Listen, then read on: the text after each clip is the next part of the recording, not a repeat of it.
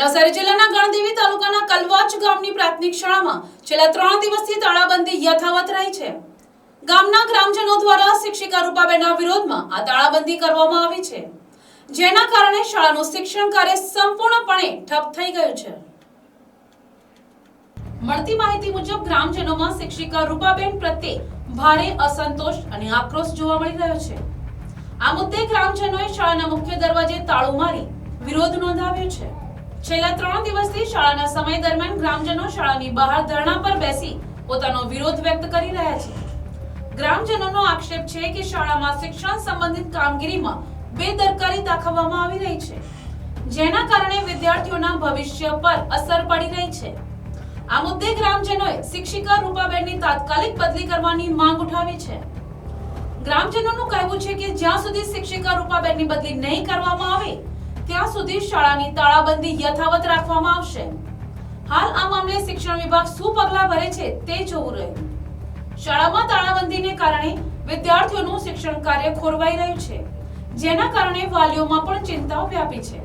પ્રાથમિક શાળા કલવાચને સતત 3 દિવસથી આજે તાળાબંધી છે। એનું મુખ્ય કારણ એ છે કે ગત દિવસોમાં જે રૂપાબેનની બદલી થઈ છે, અહીંયા નિમણૂક થઈ છે, તેઓ વ્યવસ્થિત રીતે બાળકોને ભણાવતા નથી, તેઓ પણ ધ્યાન આપતા નથી અને એઓનું ચાલચલણ બરાબર નથી। એના માટે એની બદલીની અરજી અમે તાલુકામાં, જિલ્લામાં, ટીપીઓમાં, ડીપીઓમાં આપી છે, પણ તંત્ર કોઈ પણ રીતે તેના પણ પગલાં ભરતું નથી અને તેના પણ યોગ્ય અમને જવાબ આપતું નથી। એના માટે અમે સતત આજે 3જો દિવસ થાય અને ભૂખા પ્યાસા બેસીને અમે હડતાલ પણ બેઠા છે કે એ જ અમારી અરજીનો તાત્કાલિક એવો જવાબ આપે, નહીં આપે અને એ રૂપાબેનની બદલી થાય ન થાય ત્યાં સુધી અમે તાળાબંધી કરીશું સ્કૂલની અને અમારે હજુ પણ મોટું આંદોલન કરવું પડે, મોટી સંખ્યામાં હજુ પણ અમે કરીશું અને અમને જ્યાં સુધી ન્યાય મળે નહીં ત્યાં સુધી અમે અહીંયા સ્કૂલ પણ બેસીશું। જો તાળું ખોલી પણ જાય તો અમે અમારા બાળકોને મોકલીશું નહીં અને જ્યાં સુધી બેનની બદલી નહીં થાય ત્યાં સુધી તાળાબંધી રહેશે। હું એસએમસી અધ્યક્ષ દિવ્યાબેન।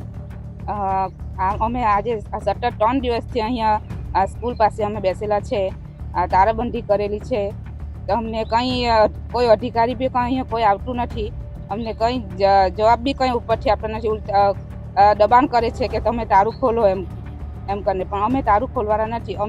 અમે શિક્ષણ અધિકારી, અમે જિલ્લા પંચાયતમાં, તાલુકા પંચાયતમાં, પ્રાંતમાં કે મામલતદારમાં કે બધે જ અમે અરજી પણ આપી છે લેખિતમાં, પણ કોઈ કંઈ અમને કંઈ જવાબ આપતા નથી। રૂપાબેનની બદલી જ્યાં સુધી નહીં થાય ત્યાં સુધી અમે તાળાબંધી જ રહેશે, છોકરા લોકોને મોકલવાના નથી। મારું નામ લક્ષ્મીબેન ચંદુભાઈ પટેલ, અમારે રહેવાનું કલવાચમાં છે। અમારા 3 બાળકો છે, તે પ્રાથમિક શાળાની અંદર અભ્યાસ કરે છે અને વારંવાર આ રૂપાબેન ટીચર છે એમના ત્રાસથી છોકરા પણ કંટાળી ગયા છે અને એમને લેસન બી કંઈ કરાવતા નથી। એટલે અને એમના ક્લાસમાં બીજું કે આ કંકુના પડીકા અને ચોખા ને એવું મળેલ છે, એમનાથી 4-5 બાળકોને વામિટ ને એવું થયું। તેમાં મોટા બાળકને 2 દિવસ સુધી વામિટ થઈ છે। હવે એના કારણે અમે અહીંયા બધા ભેગા થયા છે કે અમે શાળાએ મોકલવાના નથી બાળકોને। શું માંગ? અમારી માંગ એ જ છે કે બેનની બદલી થાય કાં તો એમના બદલામાં બીજા બેનને અહીંયા રજૂઆત કરવામાં આવે। અમે એ જ માંગ છે અને જ્યાં સુધી આ બેનની બદલી ન થાય ત્યાં સુધી અમે બાળકોને શાળાએ મોકલવાના નથી।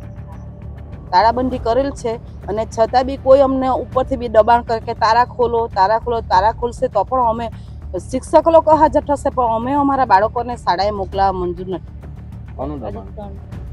કોઈ બી અમને ઉપરથી બી કોઈ બી કહે, કોઈ બી અધિકારી બી આવે, કોઈ બી અધિકારી આવે, કોઈ બી કહે કે 3 દિવસથી અમે અહીંયા બેઠેલા છે, પણ કાલે પણ કોઈ અહીંયા જોવા નથી આવ્યું। હવે અમારે શું કરવું? વાલીઓ લોકોએ કંઈ ને કંઈ અમને નિર્ણય આપો, એ જ અમારી માંગ છે, બીજું કંઈ નહીં। આ બધા વાલીઓ ભેગા થયા છે કારણ કે વારંવાર બધા મજૂરી કરીને ખાય અને કોઈ અહીંયા આજે પણ ઓછા જ આવ્યા છે જો તમે, કારણ કે કામ કરીને ખાય એટલે અહીંયા કોઈ હાજર રહેતું નથી।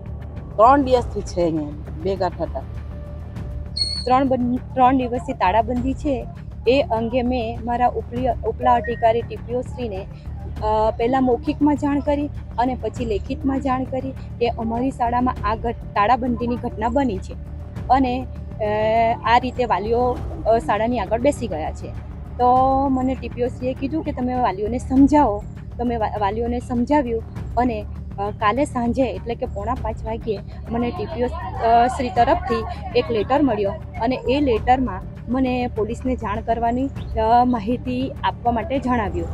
અને આજે હું બધા જ વાલીઓને ભેગા થયા અને ત્યાર પછી આ જે મળેલ પત્રની તમામ ઘટનાઓ વાલીઓ સમક્ષ રજૂ કરી અને વાલીઓને કીધું કે ભાઈ આપણે કોઈ બી રીતે બાળકોનું શિક્ષણનો સવાલ છે અને એ લોકોનું શિક્ષણ બગડે આટલા દિવસથી, તો અમને તાળું ખોલી આપો જેથી અમારી શાળામાં કાર્ય અમે કરી શકીએ.